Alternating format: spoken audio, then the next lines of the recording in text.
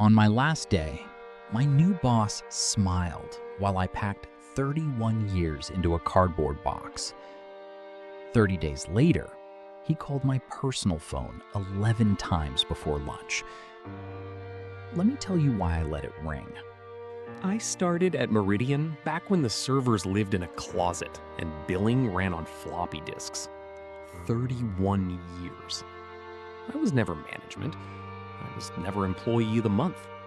I was just the guy who knew where everything was buried, because I was the one who buried it. Every company has a person like me. The scheduling system that runs the warehouse, I built it in 2003 and kept it breathing ever since. The billing platform finance swears by, it only works because of 40 small patches I wrote across 2 decades, each one fixing something nobody else ever noticed was broken. None of it was glamorous. All of it was load-bearing. Then Meridian hired Brandon. Brandon was 34, came from consulting, and used the word streamline the way other people use punctuation. His first week, he walked the floor with a tablet, nodding at machines he couldn't name. His second week, he projected a spreadsheet of salaries in a leadership meeting and circled mine. I heard about it from 3 different people before lunch.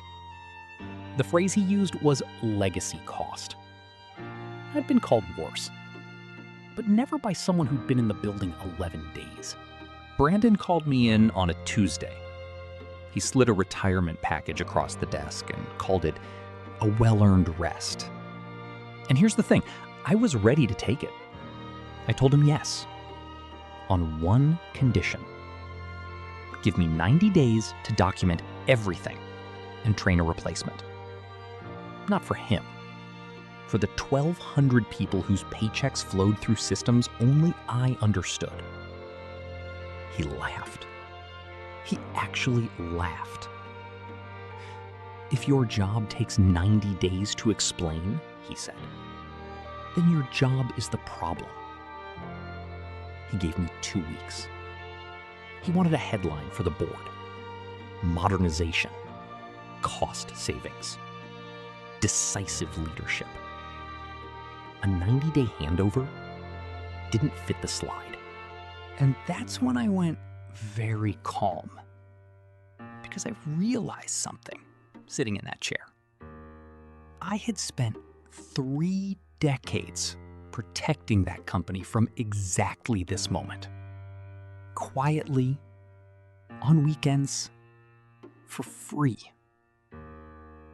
And the company had just told me, in writing, that it didn't want protecting anymore.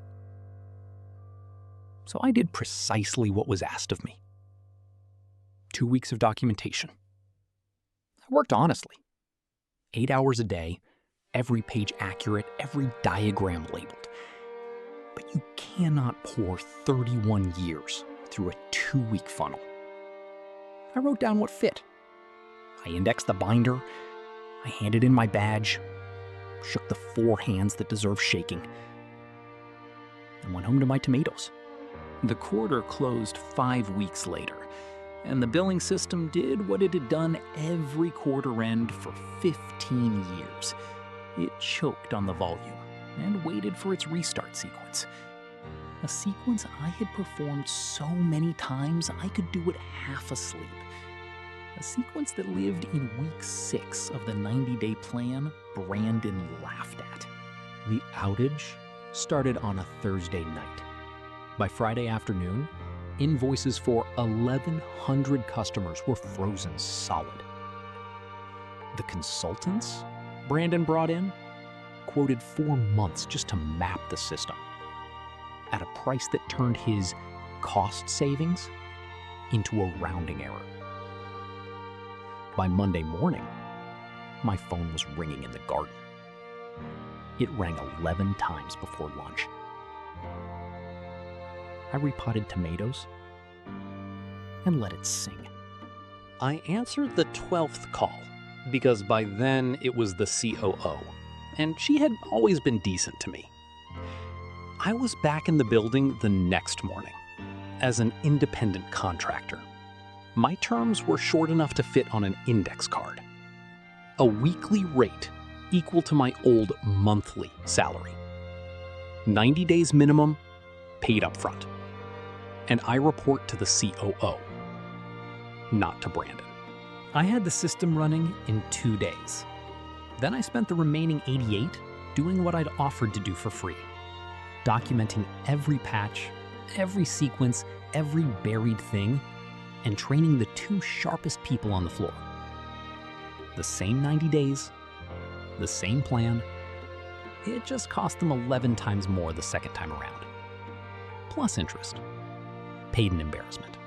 Brandon wasn't fired. Companies like Meridian don't fire the Brandons. They relocate them. By the end of the quarter, he'd been moved to special projects, and the Streamlining Roadshow ended without a press release. The COO still sends me a card every Christmas. I still answer her calls on the first ring. 31 years taught me one thing worth repeating. Experience never shows up on a spreadsheet until the day it walks out the door, carrying everything that was never written down. If you felt that ending was deserved, there's a new story of quiet justice here every Tuesday and Friday.